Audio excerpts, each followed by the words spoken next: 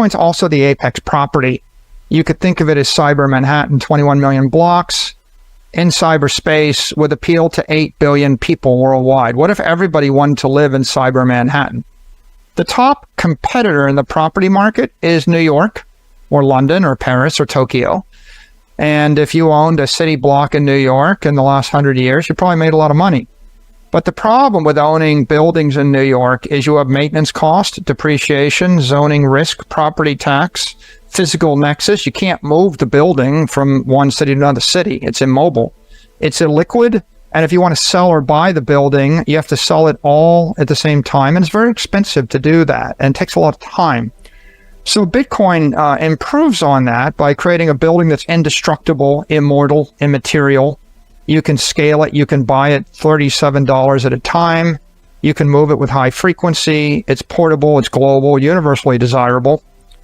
And, you know, it's like owning a building, but if you're going to own a building in Buenos Aires, why wouldn't you have a building that you could teleport to London, Paris, or Japan when you needed to and sell it? It's just much better idea. So Bitcoin is better property than any kind of physical property. But Bitcoin's also the apex technology, right? It's a bank in cyberspace run by incorruptible software. It's open to everyone on Earth. So you could think of it as digital finance. And the top competitor in technology is Apple.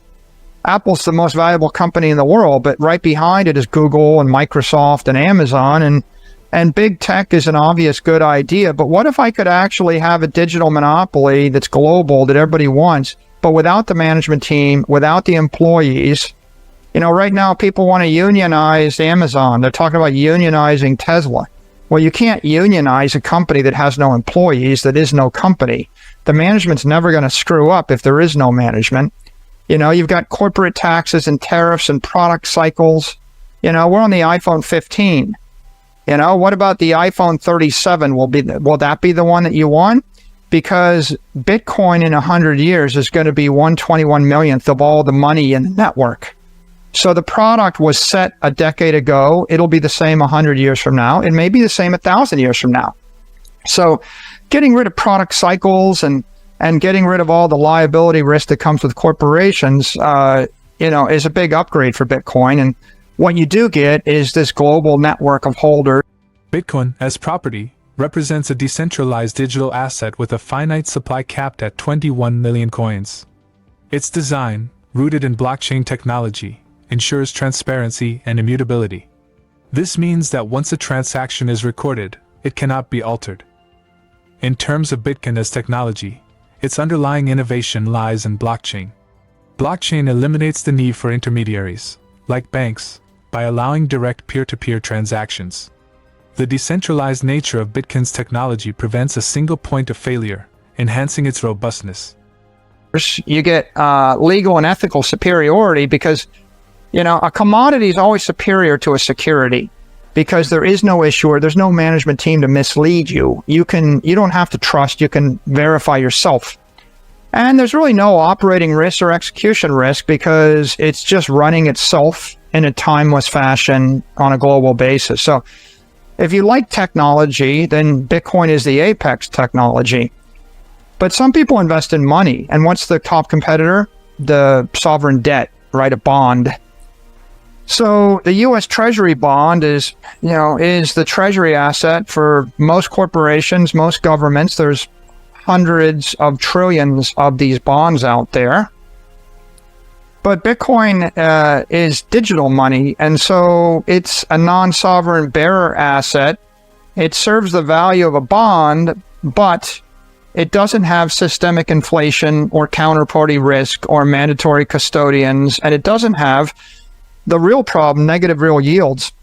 If the monetary inflation rate is 7 or 8% and the bond pays 5%, the after-tax yield is 2 or 3%. So it means you've got a negative real yield of 5%, which means your money's going to go away. It's going to be cut in half every 14 years.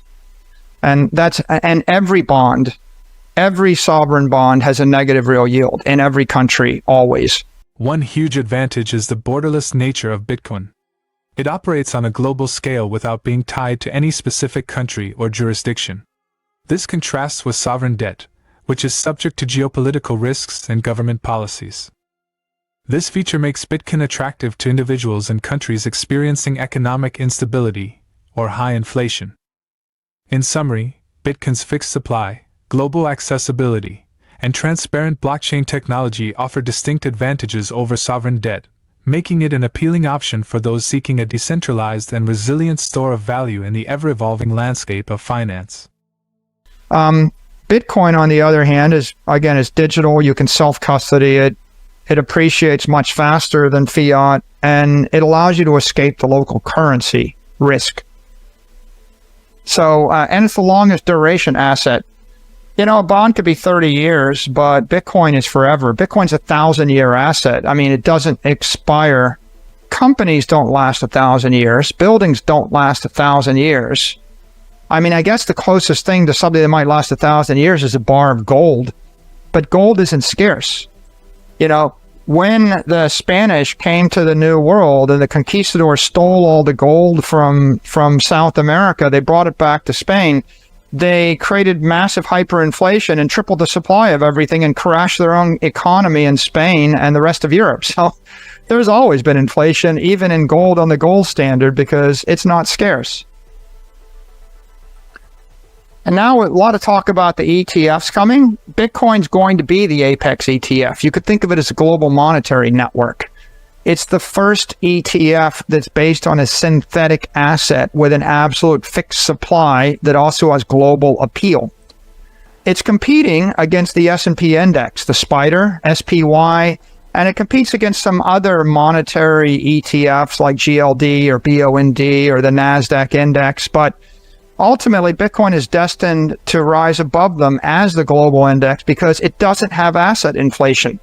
All these other indexes have asset inflation. If you buy billions of dollars of the S&P index, it cranks up the stock price of all the companies in the index. They issue more equity. They basically dilute their own stock, right? And so you're always going to create more of these things. Bitcoin's the only ETF and the only index that is absolutely capped. And if you combine that with the global brand appeal, the lowest investment risk, the best growth drivers, the best tax treatment, right? The longest holding duration, what you've got is the winner. Austrian economists would think of this as the world's first engineered sound money. You know, Austrian economists have been looking for sound money. It used to be people thought gold might be sound money, but as I pointed out, gold was an imperfect attempt at sound money. We have never in thousands of years ever actually accomplished perfect sound money. Bitcoin is the first monetary asset that is not intrinsically defective. That's a big sentence. Think about it. It's the first non-defective asset. People will build, if you double the price of real estate, they'll create more. If you double the price of a stock, they'll create more. They print more fiat currency. They mine more gold, but nobody can create more Bitcoin. So this is a big idea. And so here we get to the orange pill moment. I mean, the reason you want to go and orange pill everyone you know is we finally have an asset, Bitcoin, the world's leading. It's the leading scarce, desirable, portable, durable, maintainable asset. Right? If you remember, you know, where I started in this presentation, I said, if you don't want to lose the economic war, you need to find something scarce, desirable, portable, durable, and maintainable. We've found it. Now, most people think they're too smart to just buy Bitcoin. They want to be brilliant investors. You see it all the time on Twitter. Everybody's giving you a trading idea, an investment idea, an altcoin idea, a stock idea, something. But I'm here to tell you that most investment strategies don't work. If you look at the returns on the S&P index, if you held a portfolio of stocks for 30 years, you would get 7.8% return. If you missed the best 10 days or one day every 3 years, you'd get 5% return. If you miss the top day each year, the best day or 30 best days, you get 1.6% return. And actually, there's only 50 days, or basically 2 days out of the 30 years. And if you missed the right ones, then you got no return. You lost all your money. So you have to guess which 2 days each year are going to perform, or which day each year is going to perform in order to actually outtrade the market. And nobody's that smart. Bitcoin's divisibility is another noteworthy aspect. Each Bitcoin is divisible into 100 million units known as Satoshis. This divisibility ensures that even as the price of one Bitcoin rises, individuals can still engage in smaller transactions using fractions of a Bitcoin, enhancing its practicality for everyday use. Additionally, Bitcoin's borderless nature allows for global transactions without the need for traditional banking systems or currency exchanges. This feature is particularly beneficial for individuals in regions with limited access to traditional financial services or facing economic instability.